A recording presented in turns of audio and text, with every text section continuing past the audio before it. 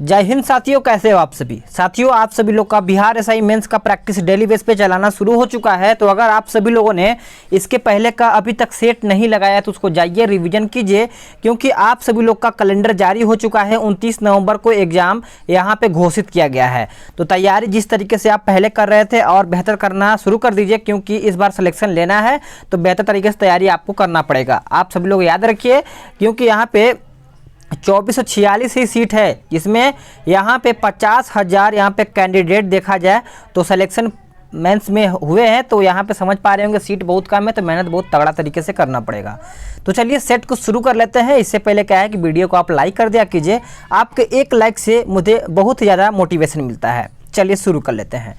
यदि कोई मानवीय रोग विश्व के बृहत क्षेत्र में फैलता है तो उसे हम क्या कहते हैं? तो उसको हम क्या कहते हैं? तो याद रखिएगा, पैंडेमिक कहते हैं, यानी ए आपका उत्तर हो जाएगा। जब किसी रोग का प्रकोप कुछ समय पहले की अपेक्षा बहुत अधिक होता है तो उसे महामारी या फिर जनपदिक रोग भी कहते हैं। ठीक है, नेक्स्ट क्वेश्चन है क्वेश्चन नंबर 2। क्या कहता है देख लेते हैं। इसमें आपको सम्मिलित करके बताना है कि हीमोग्लोबिन के बारे में निम्नलिखित में से कथनों पर विचार करके बताइए। तो इसका देखिए, हीमोग्लोबिन के बारे में पूछा गया है, तो इसका उत्तर देखा जाए तो आपका 1, 2, 4 हो जाएगा। यानी यह रक्त में ऑक्सीजन का संचार करता है, सही है। यह लौह युक्त यौगिक होता है, सही है। यह रक्त को लाल रंग प्रदान करता है, यह भी आपका सही है। ठीक है, चलिएगा। नेक्स्ट क्वेश्चन है क्वेश्चन नंबर 3। कहता है पायरीलियोमीटर का प्रयोग निम्नलिखित में से किसे नापने के लिए किया जाता है? तो इसका उत्तर देखा जाए आपका तीसरा का तो ऑप्शन बी हो जाएगा, सोलर रेडिएशन के लिए। याद रखिएगा, बी आपका सही उत्तर हो जाएगा सभी लोगों का। वीडियो को आप सभी लोग पूरा देखिएगा, कम से कम आप सभी लोग को यहाँ पे 62 से 65% यहाँ पे क्वेश्चन सही करना है। ठीक है।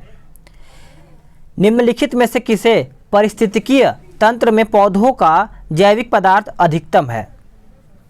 तो इसका उत्तर देखा जाए चौथे का तो ऑप्शन बी हो जाएगा, उष्णकटिबंधीय वर्षावन। याद रखिएगा, 4 का ऑप्शन आपका बी हो जाएगा। नेक्स्ट क्वेश्चन पे आते हैं, क्वेश्चन नंबर 5 पे देखते हैं। कार के पीछे आने वाले यातायात को देखने के लिए निम्नलिखित प्रकार के दर्पण में से किसका प्रयोग होता है? तो किसका प्रयोग होता है? तो याद रखिएगा, उत्तल दर्पण का यहाँ पे प्रयोग होता है। देखिए, उत्तल आपका दर्पण जो होता है वो प्रतिबिंब आभासी सीधे एवं वस्तु से छोटे बनते हैं। इसके द्वारा काफ़ी बड़े क्षेत्र की वस्तुओं को प्रतिबिंब एक छोटे से क्षेत्र में कवर कर लेता है। ठीक है। नेक्स्ट क्वेश्चन है क्वेश्चन नंबर 6।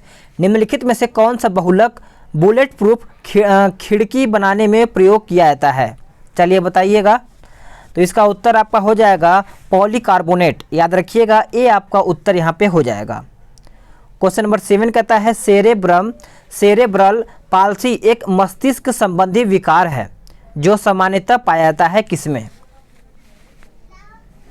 तो ये देखा जाए किसमें पाया जाता है, तो छोटे बच्चों में पाया जाता है। याद रखिएगा। ठीक है, चलिएगा अगला क्वेश्चन देख लेते हैं। पराश्रव्य वे ध्वनियाँ हैं जिनकी आकृति होती हैं। तो जिनकी आकृति देखा जाए तो 20,000 हर्ट्ज से अधिक होती है, यानी 8वां का उत्तर देखा जाए तो आपका ए हो जाएगा।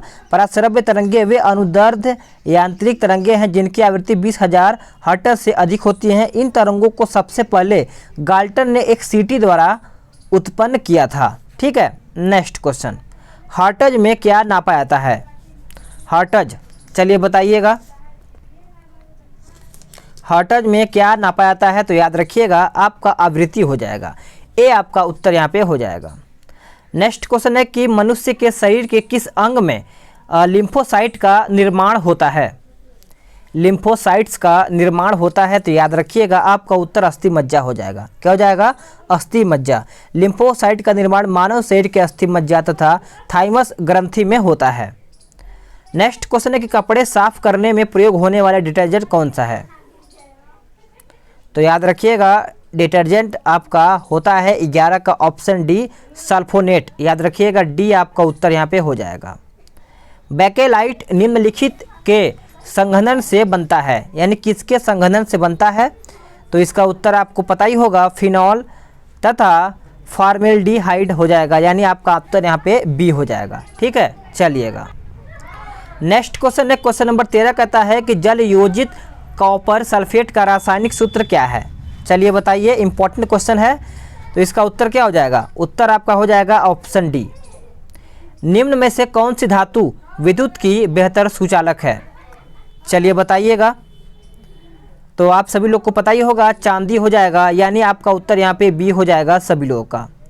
नेक्स्ट क्वेश्चन है क्वेश्चन नंबर 15। चाइनीज खाना में आमतौर पर प्रयुक्त सिरका वास्तव में इनमें से क्या है। इनमें से क्या है, तो याद रखिएगा आपका एसिटिक एसिड हो जाएगा, यानी सी उत्तर हो जाएगा सभी लोगों का। इसका रासायनिक सूत्र CH3COOH होता है। नेक्स्ट क्वेश्चन है, निम्नलिखित युग्मों में से कौन सा सुमेलित नहीं है। रिसाव और शासक पूछा गया है, ठीक है, रियासत और शासक पूछा गया है। तो देखिए इसका उत्तर आपका वारंगल रामचंद्र देव, यही आपका गलत है। नेक्स्ट क्वेश्चन है 17 का सूची 1 और सूची 2 को सुमेलित करके बताना है। तो चलिए सुमेलित कीजिए सभी लोग, सभी का आंसर यहाँ पे सही आना चाहिए। तो देखिए इसका गांधार कला, याद रखिएगा गांधार कला ये आपका कुसाड़ से संबंधित है, एक सेकेंड, कुसाड़ से। और जूनागढ़ शिलालेख यह आपका रुद्रदामन वन से है। उसके बाद मिलिंद पन्हो, यह आपका संबंध किससे है, मिनेंडर से, याद रखिएगा। और आपका जो तक्षशिला लेख है यह आपका पतिक से संबंधित है। नेक्स्ट क्वेश्चन है कि जौनपुर राज्य का अंतिम शासक कौन था। जौनपुर राज्य का अंतिम शासक देखा जाए तो आपका हुसैन शाह हो जाएगा, यानी बी उत्तर आप सभी लोगों का हो जाएगा।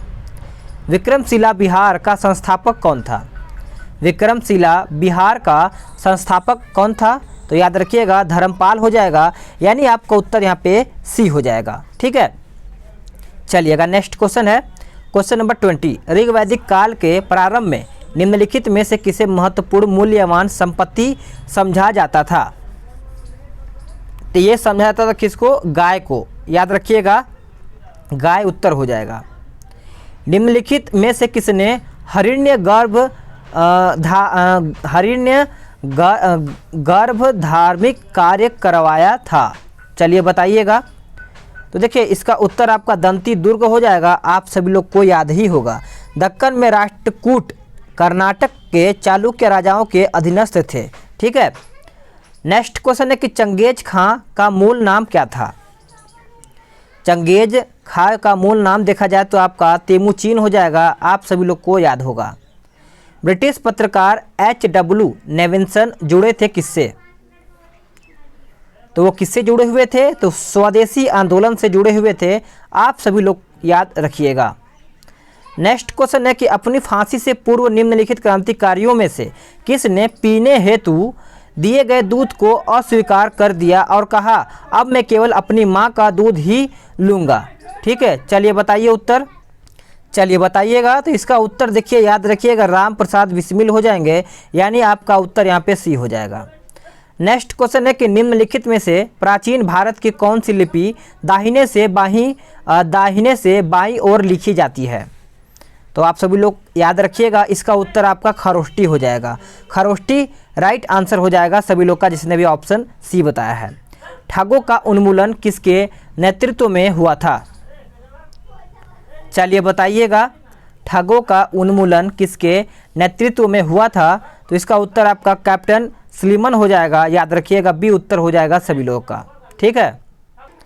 नेक्स्ट क्वेश्चन है कि इंडिया फॉर इंडियंस किताब किसने लिखी है। चलिए बताइएगा।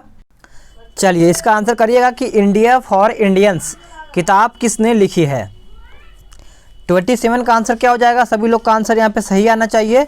तो देखिए इसका आंसर CR दास हो जाएगा, आप सभी लोग याद रखिएगा चितरंजन दास, ठीक है। नेक्स्ट क्वेश्चन है क्वेश्चन नंबर 28, क्या कहता है देख लेते हैं, एक सेकेंड। कहता है कि सुवर्ण भूमि का वह राजा कौन था जिसने नालंदा में एक बौद्ध विहार की स्थापना की तथा उसके रख रखाव हेतु अपने दूत द्वारा देवपाल से 5 गांव दान में देने के लिए प्रार्थना की थी। तो इसका उत्तर चलिए सही करिएगा।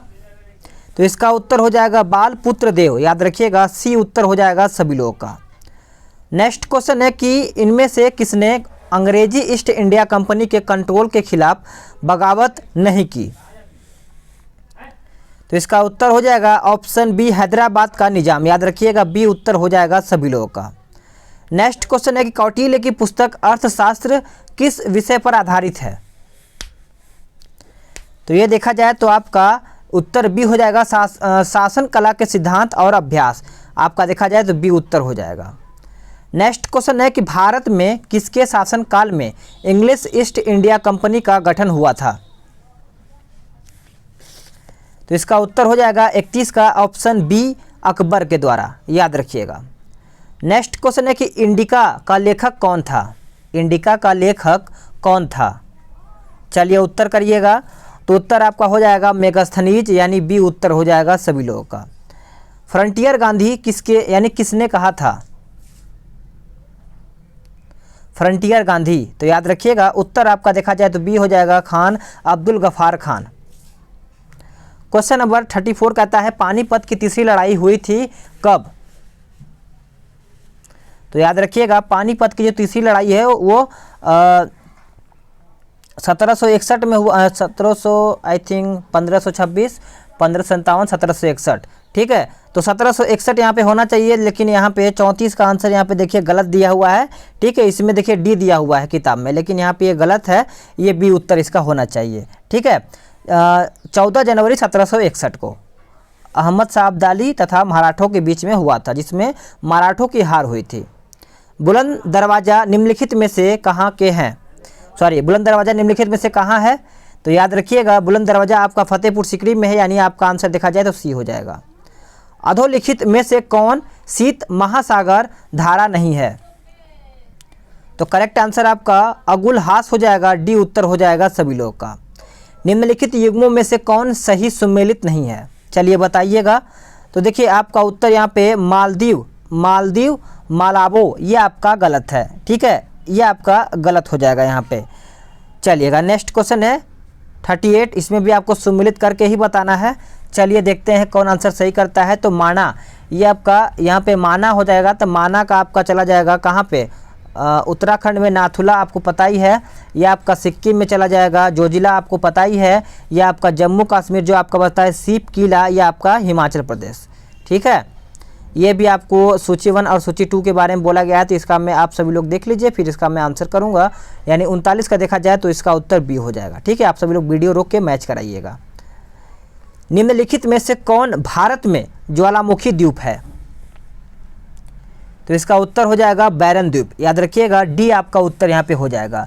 बैरन द्वीप बंगाल की खाड़ी के अंडमान निकोबार में पोर्ट ब्लेयर से 135 किलोमीटर दूर उत्तर पूर्व में अवस्थित है। नेक्स्ट क्वेश्चन है कि नीरी स्थित है, नीरी स्थित है कहाँ पे? तो याद रखिएगा नागपुर में नीरी आपका यहाँ पे स्थित है। नेक्स्ट क्वेश्चन है कि निम्नलिखित राज्यों में से किसके द्वारा अपना वन अपना धन योजना प्रारंभ की गई है?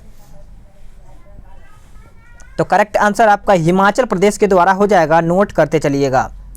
क्वेश्चन नंबर 43, निम्नलिखित में से जनजाति और राज्य की कौन सी जोड़ी सही नहीं है? तो उत्तर आपका हो जाएगा टोडा केरल, याद रखिएगा टोडा जनजाति द्रविडियन समूह के संबंधित है तथा तमिलनाडु के नीलगिरी पहाड़ियों पर निवास करती है। क्वेश्चन नंबर 44 कहता है कि निम्न खनिजों में से किस खनिज के उत्पादन में भारत विश्व में अग्रणी है? तो करेक्ट आंसर आपका ए हो जाएगा चादरी अभ्रक, याद रखिएगा उत्तर आपका ए हो जाएगा, सभी लोग का यहाँ पे आंसर यहाँ पे ए हो जाएगा। नेक्स्ट क्वेश्चन है कि भारत के महान्यायवादी की नियुक्ति कौन करता है? चलिए बताइएगा। तो आप सभी लोग को पता ही होगा, उत्तर आपका राष्ट्रपति हो जाएगा।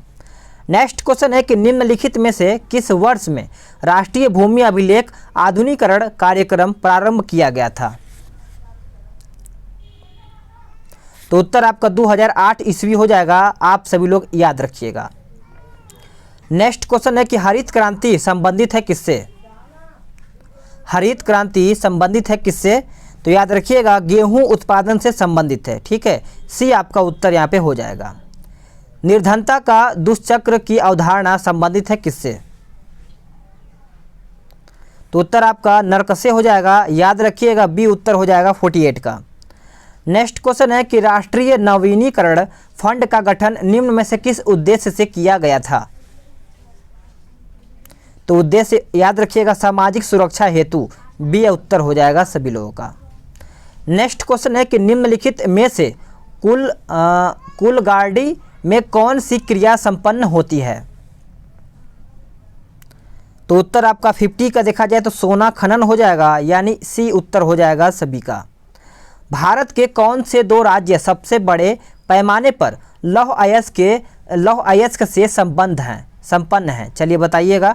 तो देखिए 51 का उत्तर याद रखिएगा, उत्तर मध्य प्रदेश और उड़ीसा हो जाएगा, बी उत्तर हो जाएगा। नेक्स्ट क्वेश्चन है कि तकला मकान मरुस्थल किस देश में स्थित है? तो ये आपका देखा जाए 52 का, तो उत्तर यहाँ पे चीन हो जाएगा, याद रखिएगा चीन इज द करेक्ट उत्तर हो जाएगा सभी लोगों का। यूरोप की एक पर्वत श्रृंखला है, यूरोप की एक पर्वत श्रृंखला आपका आल्प्स हो जाएगा। आल्प्स पर्वत श्रेणी मध्यवर्गीय यूरोप में स्थित है।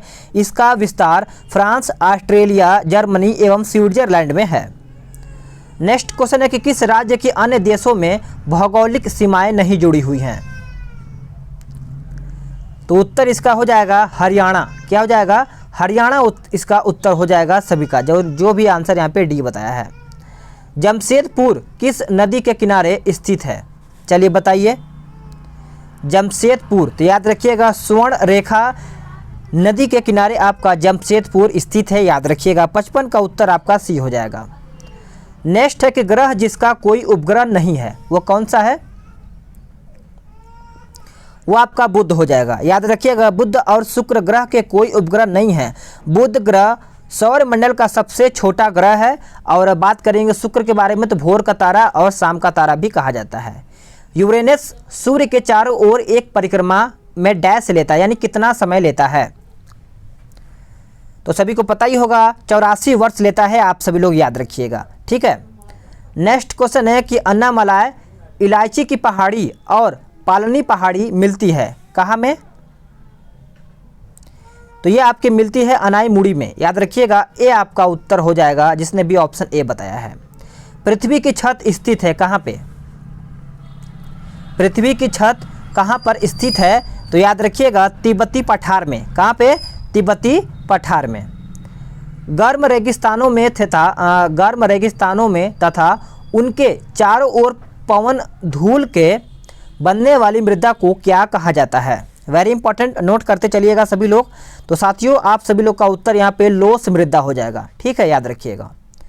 निम्नलिखित में से कौन अंतर्राज्य परिषद गठन के लिए अधिकृत है? तो करेक्ट आंसर आपका राष्ट्रपति हो जाएगा, नोट करते चलिएगा, बी उत्तर हो जाएगा, जिसने भी ऑप्शन बी बताया है। क्वेश्चन नंबर 62, संविधान के किस भाग में पंचायती राज व्यवस्था संबंधित प्रावधान दिए गए हैं? तो इसका ऑप्शन कौन सा हो जाएगा? तो याद रखिएगा ऑप्शन आपका ए हो जाएगा, याद रखिएगा, ठीक है। नेक्स्ट क्वेश्चन है कि भारत के राष्ट्रपति की अनुपस्थिति में यदि उपराष्ट्रपति उपलब्ध नहीं है तो राष्ट्रपति की तरह निम्नलिखित में से कौन कार्य कर सकता है? ऑप्शन आपके सामने है, उत्तर करिएगा। तो याद रखिएगा उत्तर आपका ए हो जाएगा, भारत के प्रधान न्यायाधीश। ए आपका उत्तर हो जाएगा सभी लोगों का। भारतीय संसद में शामिल है, तो भारतीय संसद में देखा जाए तो लोकसभा, राज्यसभा और राष्ट्रपति तीनों को मिलाकर के ही संसद कहा जाता है।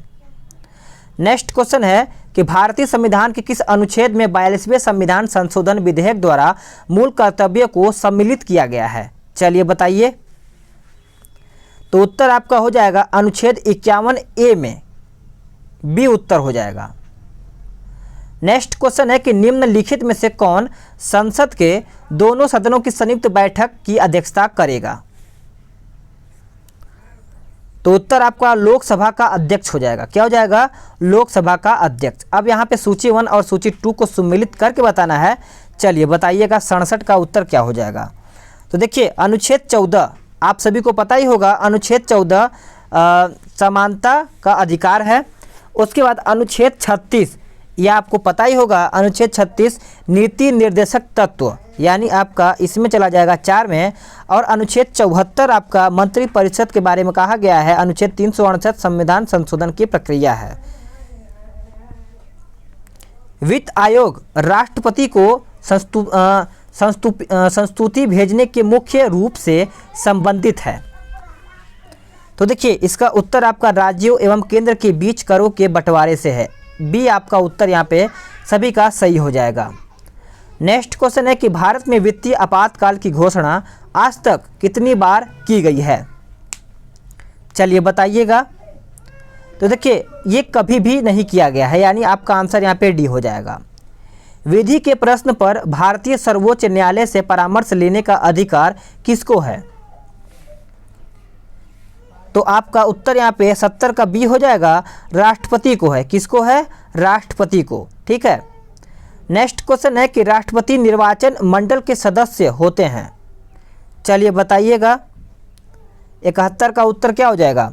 याद रखिएगा उत्तर आपका डी हो जाएगा, यानी 1 3 5 यानी 1 3 4 हो जाएगा। ठीक है। संसद के दोनों सदनों के निर्वाचन सदस्य, सभी राज्यों की विधान सभाओं के निर्वाचन सदस्य, और चौथा कहता है कि दिल्ली और पांडिचेरी विधान सभाओं के निर्वाचन सदस्य। ठीक है, याद रखिएगा। पिछड़ी जाति आयोग के प्रथम सभापति कौन थे? तो सभापति देखा जाए तो आपका उत्तर यहाँ पे काका साहेब कालेकर हो जाएगा, यानी बी उत्तर हो जाएगा। निम्न में से कौन सा अनुच्छेद पंचायत के गठन के लिए राज्य सरकारों को निर्देश देता है? तो उत्तर आपका हो जाएगा अनुच्छेद 40। याद रखिएगा अनुच्छेद 40 हो जाएगा। भारतीय संविधान दिवस कब मनाया जाता है? ये तो सिंपल क्वेश्चन है, लेकिन सभी को पता ही होगा। आपको 26 नवंबर को आपको मनाया जाता है। ठीक है। चलिए नेक्स्ट क्वेश्चन पे आते हैं। क्वेश्चन नंबर 75 देख लेते हैं। कहता है कि एक नया राज्य बनाने में संवैधानिक संशोधन के लिए कैसा बहुमत चाहिए? चलिए बताइएगा। तो देखिए बहुमत अगर चाहिए होता है तो वो साधारण बहुमत चाहिए होता है, यानी ए आपका उत्तर यहाँ पे हो जाएगा। एक विधेयक जो संसद में प्रस्तुत किया जाता है कौन सी क्रिया के बाद अधिनियम बन जाता है? चलिए बताइए। 76 का उत्तर क्या हो जाएगा? तो 76 का उत्तर देखा जाए तो बी हो जाएगा, जब राष्ट्रपति अपनी सहमति देता है। उत्तर क्या हो जाएगा? बी हो जाएगा। ठीक है। नेक्स्ट क्वेश्चन है कि भारतीय नागरिकता नहीं प्राप्त की जा सकती है किसके द्वारा? भारतीय नागरिकता किसके द्वारा नहीं प्राप्त की जा सकती है? तो भारतीय बैंक में धन जमा करके। याद रखिएगा डी उत्तर हो जाएगा। ठीक है। नेक्स्ट क्वेश्चन पे आते हैं।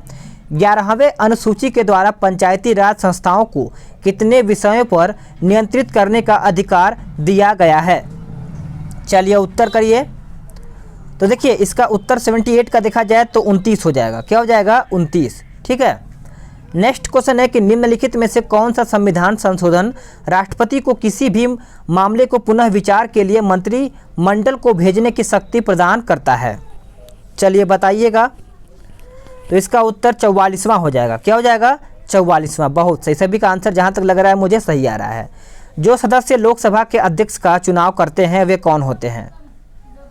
तो देखा जाए तो वो लोकसभा के होते हैं, यानी डी उत्तर हो जाएगा सभी का। प्रधानमंत्री आवास योजना की समयावधि कितनी है? तो देखा जाए तो इसका उत्तर आपका हो जाएगा 2015 से 2022, यानी आपका उत्तर यहाँ पे सी हो जाएगा। निम्नलिखित में से किसके लिए उद्यमी हेल्पलाइन स्थापित की गई है? चलिए बताइए। ऑप्शन आपके सामने है। तो 82 का उत्तर देखा जाए तो आपका सूक्ष्म लघु एवं मध्यम उपक्रमों के लिए ए आपका उत्तर हो जाएगा। नेक्स्ट क्वेश्चन है। निम्नलिखित में से किसने वर्चुअल क्लस्टर्स वेब पोर्टल प्रारंभ किया है? चलिए बताइएगा। तो इसका उत्तर आपका बी हो जाएगा, यानी सूक्ष्म लघु मध्यम उपक्रम मंत्रालय के द्वारा। बी उत्तर हो जाएगा। तो दोस्तों आप सभी लोग का यहाँ पे क्वेश्चन समाप्त होता है। वीडियो को लाइक शेयर करिएगा, और अगर आप सभी लोग चैनल को सब्सक्राइब नहीं किया है तो चैनल को सब्सक्राइब कर बेल आइकन दबाइएगा, ताकि आप सभी लोग को जो डेली का नोटिफिकेशन है बिना रुकावट समय समय पे मिलता रहेगा। तो चलिए नेक्स्ट वीडियो में जल्द ही मिलते हैं।